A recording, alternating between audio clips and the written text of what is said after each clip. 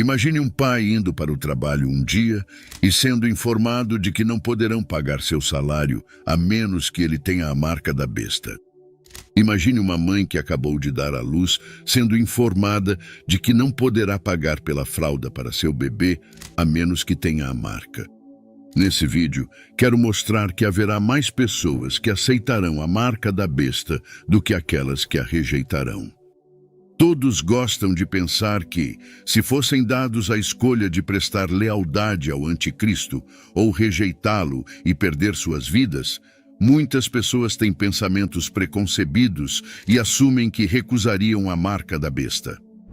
Mas o que acontece quando o anticristo cria um sistema em que você não pode possuir uma casa sem a marca? Não pode ir ao supermercado e comprar nada a menos que tenha a marca. Não pode viajar de carro ou transporte público sem a marca. É nesse momento que as pessoas sentirão a pressão de ser leal ao homem da iniquidade. Mas antes de aprofundarmos ainda mais, quero começar lembrando você de 2 versículos da Bíblia que fundamentam tudo o que vamos dizer. O primeiro é Mateus 7, verso 13 e 14, que diz: Entrai pela porta estreita, porque larga é a porta, e espaçoso o caminho que conduz à perdição, e muitos são os que entram por ela. E porque estreita é a porta, e apertado o caminho que leva à vida, e poucos há que a encontrem. Observe como a Bíblia diz que muitos entram pela porta larga, o que significa que a maioria escolherá o caminho largo. E o segundo versículo da Bíblia é Mateus 7, do verso 21 ao 23, que diz: Nem todo o que me diz, Senhor, Senhor, entrará no reino dos céus, mas aquele que faz a vontade de meu Pai, que está nos céus. Muitos me dirão naquele dia: Senhor, Senhor, não profetizamos nós em teu nome? E em teu nome não expulsamos demônios? E em teu nome não fizemos muitos milagres? Então lhes direi frontalmente: Nunca vos conheci. Apartai-vos de mim, os que praticais a iniquidade.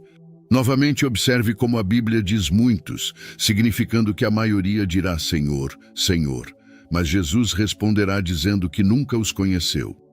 2 vezes na Bíblia, somos informados de que a maioria escolherá o mal ou acabará na perdição. Compreendendo a condenação, falemos agora sobre a marca da besta.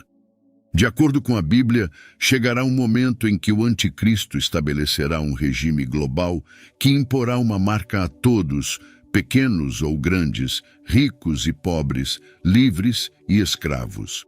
Todos receberão essa marca na mão direita ou na testa, simbolizando a lealdade à besta. Sem essa marca na testa ou na mão direita, ninguém poderá comprar ou vender. Essa marca terá o nome da besta ou o número do seu nome.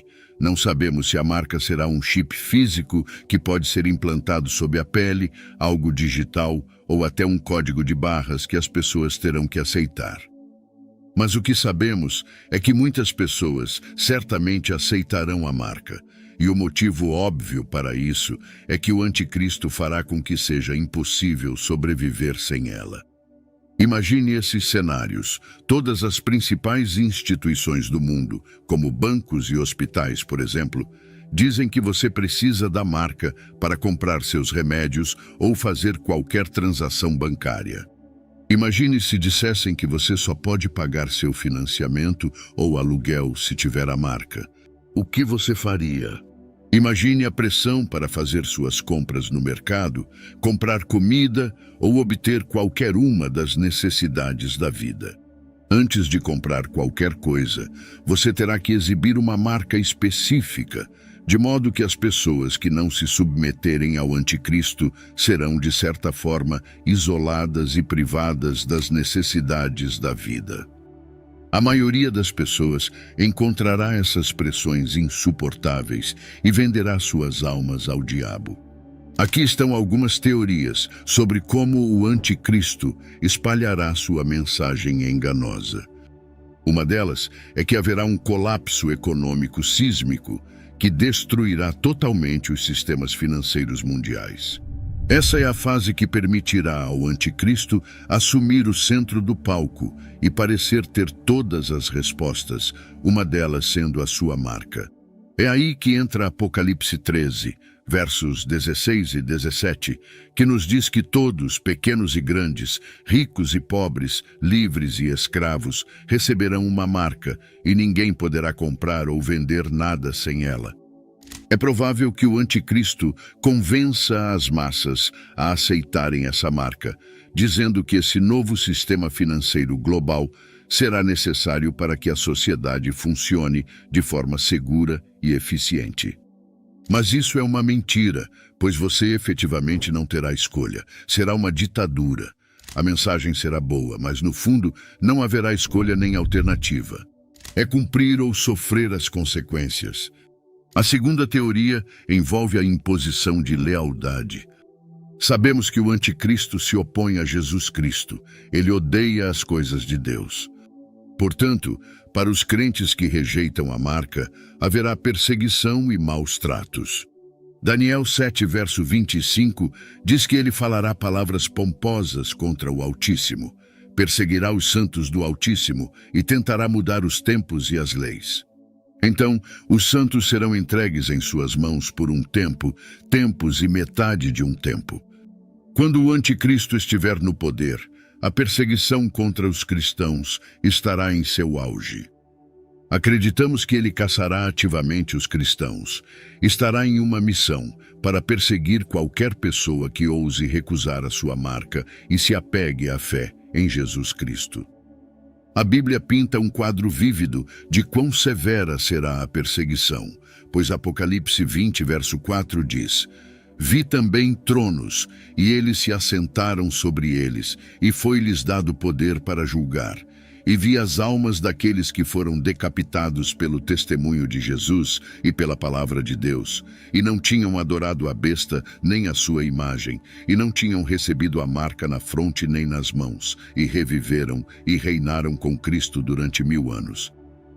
Haverá um preço a pagar para aqueles que se recusarem a aceitar a marca da besta, e para muitas pessoas, esse preço simplesmente será alto demais e escolherão a marca da besta para voltar ao conforto de suas vidas cotidianas. Aqui estão algumas conclusões importantes sobre o anticristo. Ele será um homem com carisma enganador. Imagine um líder carismático que cativa multidões com eloquência e charme superficial, mas não se engane, ele é impulsionado e movido por uma força diabólica. Em 1 João 2, verso 18, o apóstolo João fala sobre anticristos que vêm com engano. Assim como líderes carismáticos podem influenciar a opinião pública, o anticristo provavelmente possuirá um carisma magnético que o tornará atraente para muitos. Basta olhar para alguns dos piores ditadores que o mundo já viu. Em segundo lugar, ao falar sobre o anticristo, estamos falando do espírito de ilusão. Pense em um mestre ilusionista que pode fazer o impossível parecer real. Em 2 Tessalonicenses 2, versos 9 e 10, Paulo adverte sobre os milagres, sinais e maravilhas falsos do anticristo usados para enganar. Assim como os ilusionistas criam ilusões convincentes, o anticristo usará a ilusão em grande escala, incluindo sinais e maravilhas, para enganar as pessoas. Mágicos e ilusionistas podem criar proezas surpreendentes que parecem sobrenaturais, muito parecido com os sinais e maravilhas enganosos associados ao anticristo. Em terceiro lugar, o anticristo será exatamente o que seu nome diz, anticristo. Ele estará em grande oposição ao próprio Jesus Cristo. O termo anticristo significa aquele que se opõe a Cristo. Em 1 João 2, verso 22, está escrito: quem é o mentiroso, senão aquele que nega que Jesus é o Cristo? Este é o anticristo, aquele que nega o Pai e o Filho. O anticristo ativamente se oporá e negará a divindade de Jesus Cristo. Mas meu ponto final é que o anticristo será, em última instância, derrotado. Imagine um conquistador que foi finalmente derrotado e derrubado.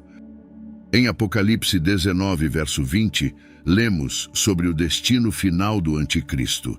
E a besta foi presa, e com ela o falso profeta, que diante dela fizera os sinais com que enganara os que receberam a marca da besta e adoraram a sua imagem. O anticristo pode ter uma temporada de aparente sucesso, mas seu destino final é a derrota e o julgamento. O anticristo pode ter algum poder nesta terra, mas Jesus Cristo é o Todo-Poderoso. Ele detém todo o poder no céu e na terra. O mal pode parecer estar em toda parte, mas o Espírito Santo o capacitará, não importa onde você esteja. Maior é aquele que está em vós do que aquele que está no mundo.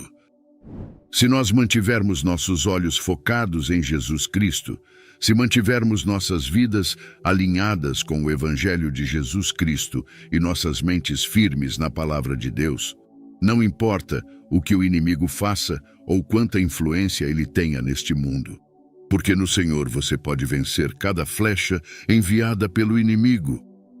Com Deus ao seu lado, você não tem nada a temer. Enquanto o mundo pode escolher seguir a besta ou ser liderado pelo espírito do anticristo, aqueles que permanecem em Jesus Cristo, liderados pelo Espírito da Verdade, são as pessoas que serão salvas. Agora, quanto ao problema que enfrentamos como cristãos, uma grande parte do problema está em Oséias 4, verso 6, que declara: "O meu povo foi destruído porque lhe faltou o conhecimento." A falta de conhecimento leva à destruição, mas o que a Bíblia está realmente falando aqui é a falta de conhecimento sobre quem Deus verdadeiramente é, a falta de conhecimento sobre a palavra de Deus e sobre as coisas de Deus. Não ter conhecimento nessas áreas significa que você não pode discernir entre Deus e o enganador. A Bíblia nos diz em Apocalipse 12 que o diabo foi lançado na terra e seus anjos com ele. Apocalipse 12, verso 7, fala de uma guerra que eclodiu no céu, onde Miguel e seus anjos lutaram contra o dragão, o diabo, e diz: "E o dragão e seus anjos pelejaram, mas não prevaleceram, nem mais o seu lugar se achou nos céus." No entanto, esquecemos que uma parte dos anjos, um terço deles, foi lançada para a terra junto com o diabo. Agora, o que você acha que eles fazem? Esses anjos caídos tinham funções e responsabilidades no céu. Isso significa que a palavra de Deus é absolutamente precisa quando nos diz que nossa luta não é contra carne e sangue, mas sim contra principados, potestades, contra os príncipes das trevas deste século, contra as hostes espirituais da maldade nos lugares celestiais. Esses anjos caídos têm posições hierárquicas, são espíritos demoníacos territoriais. Portanto, não devemos brincar com a guerra espiritual como filhos de Deus. Precisamos aplicar o conhecimento que está na palavra de Deus, que nos diz para nos revestirmos de toda a armadura de Deus, para que possamos resistir às ciladas do diabo. Mesmo que o inimigo tenha algum poder neste mundo, com Jesus Cristo, que é todo-poderoso, não temos nada a temer. Portanto, enquanto o mundo pode escolher seguir a besta ou ser liderado pelo espírito do anticristo, aqueles que permanecem em Jesus Cristo, sendo guiados pelo Espírito da Verdade, são as pessoas que serão salvas. Se essa mensagem te ajudou de alguma forma, se inscreva em nosso canal e compartilhe esse vídeo com outras pessoas. Escreva nos comentários: "Eu serei arrebatado." E lembre-se, tudo é possível para aquele que crer no nome de Jesus. Até o próximo vídeo.